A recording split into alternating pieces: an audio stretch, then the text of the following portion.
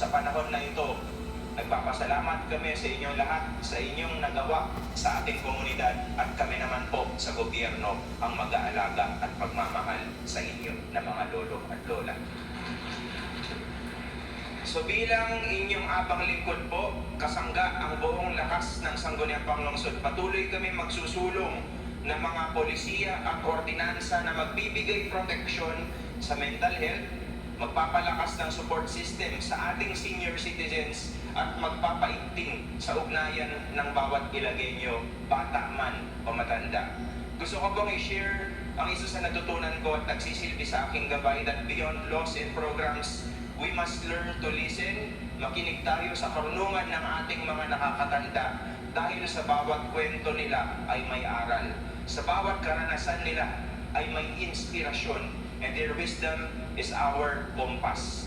Yung karunungan ninyo na itinuturo sa mga kabataan ay magsisilbing mapa kung ano ang aming tatahakin sa aming mga buhay. Their journey is our guide towards building a future with more empathy, understanding, and resilience. Let's remember that mental health and respect for the elderly go hand in hand. Kapag pinapakinggan natin ang mga nakakatanda, kapag binibigyan natin ng oras at espasyo ang kanilang tinig, we give them dignity. And at the same time, we enrich our own lives with lessons that no book can teach. As minsan, yung mga turo ninyo sa amin, di namin napag-aaralan yan sa eskwelahan at sa libro. Based yan sa experiences ninyo na magagamit namin sa aming mga buhay.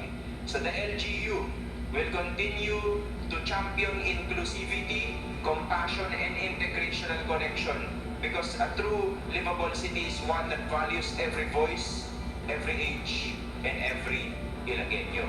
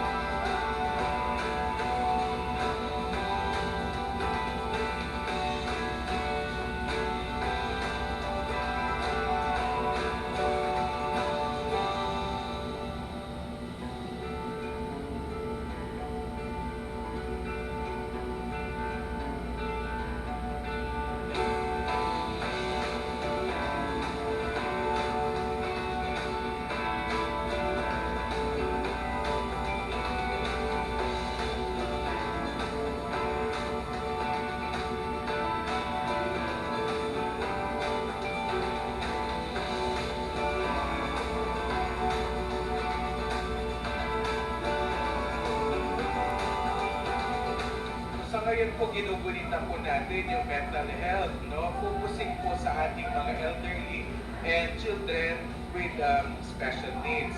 Dito, ina-acknowledge po natin na kay Mayor and Vice Mayor, ayan po, sila po ay isa sa mga ina-idolize ko po na leader po dito sa siyudad ng Ilagan, sapagkat ang dami po nilang natutulungan ng mga kabataan, mga constituents po natin dito sa Ilagan na hindi po sila nagkulang na pagbibigay sa atin ng ating mga benepisyo. Of course, sana po tuloy-tuloy pa po ang pagunlad ng City of Ilagan.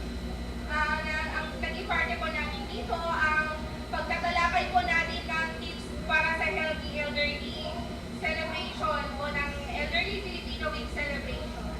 Ang isang senior citizen po, meron po tayong tinatawag na elderly geriatric screening. Dito po, kahit walang sakit po siya, pwede po magpa-screen. Meron po tayo